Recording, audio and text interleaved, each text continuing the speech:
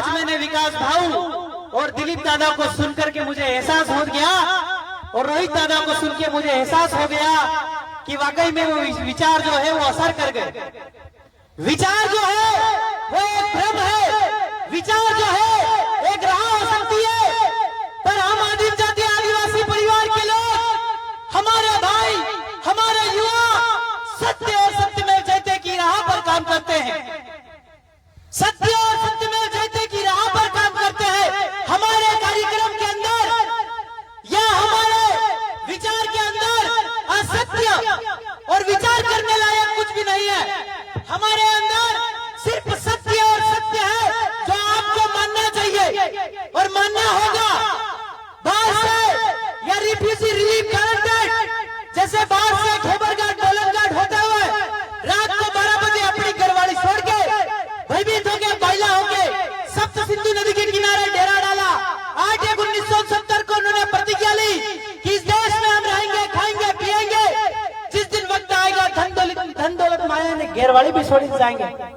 वो दिलीप भाई बता रहे थे कि सनसनत मिनट घड़ी और सेकंड समाप्त हो गया, तो 8/1/1970 की ली गई इनकी प्रतिज्ञा समाप्त हो गई। इनका वचन में ये बंध गए। तो हमारा जो इनसे मांगने का तरीका है, इनसे जो बोलने का तरीका है वो समझना पड़ेगा। हम लोगों ने आपको 1 साल तक समझाया, 1 साल तक बताया, 1 साल तक हमने पढ़ा, फिर उसको ग्राउंड पे उतारा। हमारे साथ ये समस्या है कि हम लोग पढ़ लेते हैं, सीख लेते हैं, पर उसको ग्राउंड में नहीं उतार पाते। ये बहुत बड़ी बात है कि थांगला की टीम, खवासा की टीम, झाबुआ की टीम या छोटी सरवन बांसवाड़ा की टीम या फिर जावरा की टीम, मंदसौर की टीम, नीमच की टीम, पूरे ओवरऑल इंडिया भारत भूमि की जो हमारी टीम काम कर रही है, हमारा परिवार काम कर रहा है, वो आज गाड़ियों में घूम रहा है। जब जेल से मैं निकला तो मुझे ऐसा लगा था, मेरे भाई को मैंने कहा था कि भाई एक काम करना कि आज ट्रेन का डब्बा है वो बुक कर लेना, जनरल से हम रतलाम चले जाएंगे और रतलाम से हम घर जाएंगे। पर जैसे ही दरवाजा खुला और 10-10 गाड़ियां बाहर खड़ी थी। ये बहुत बड़ा हमारी उपलब्धि का विषय है कि हमारे काम करने का विषय है कि हमने काम किस तरह से किया, कैसे हमारे लोग इसका बेनिफिट ले पाए। आपका जो एमएलए है या आपका कोई एमपी हो, मैं पार्टी विशेष की बात नहीं करता, नहीं किसी के खिलाफ बोलूंगा, क्योंकि मेरे पास वक्त नहीं है, किसी के खिलाफ बोलने का वक्त नहीं है। मेरे पास अपने घर वालों के लिए वक्त नहीं है।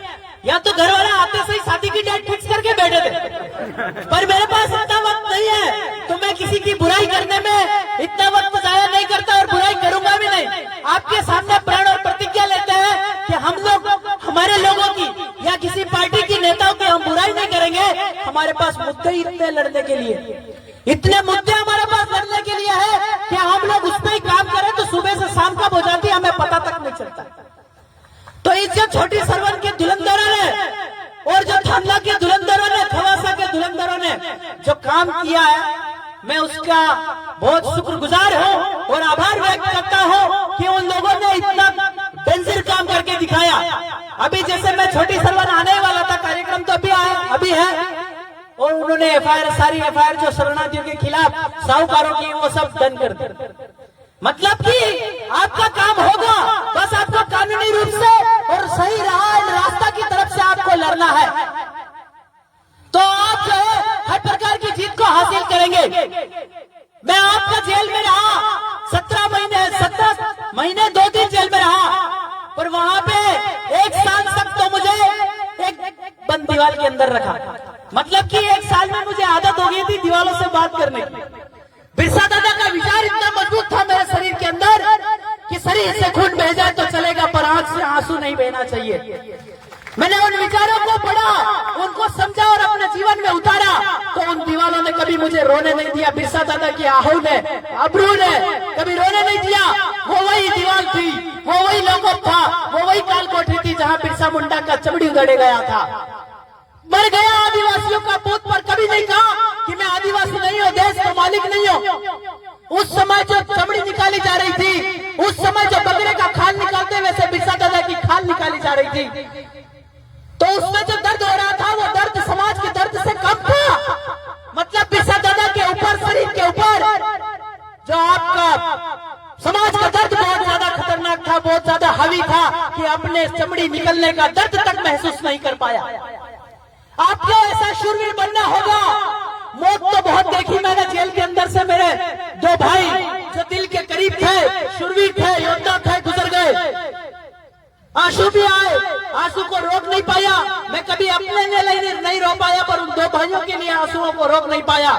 एक नारायण दादा नीनामा, दूसरे पूनमचंद दादा भाबर, जो मुझे जेल में मिलना है। और एक बात कही थी मुझसे कि विलेश भाई आप जल्दी बाहर आइए, हम आपकी शादी की तैयारी करते हैं। और मेरे घर पे काम करने आए थे और ऐसा हो गया।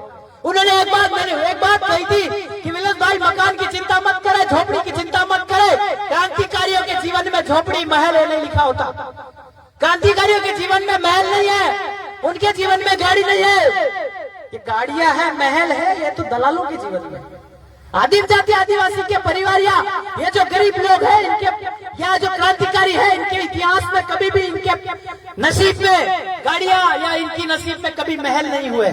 बिरसा दादा भी झोपड़ी में मर गए, उनका परिवार आज भी पापड़ बेच रहा है। टंटिया भील के परिवार की भी यही हालत है। तो आपको बहुत बड़ी आहुति है, वो बहुत बड़ा बलिदान है। और इनका पूरा परिणाम हमारा ये निकलना चाहिए कि हमें लड़ाई को सही डायरेक्शन में लड़ना है, क्योंकि वक्त का तकाजा है, वक्त की कमी है, वक्त की कमी है, वक्त का तकाजा है। हमारे ऊपर ये भाई ने एक चिट्ठी दी है, हमारे ऊपर जनगणना भी चालू हो गई है।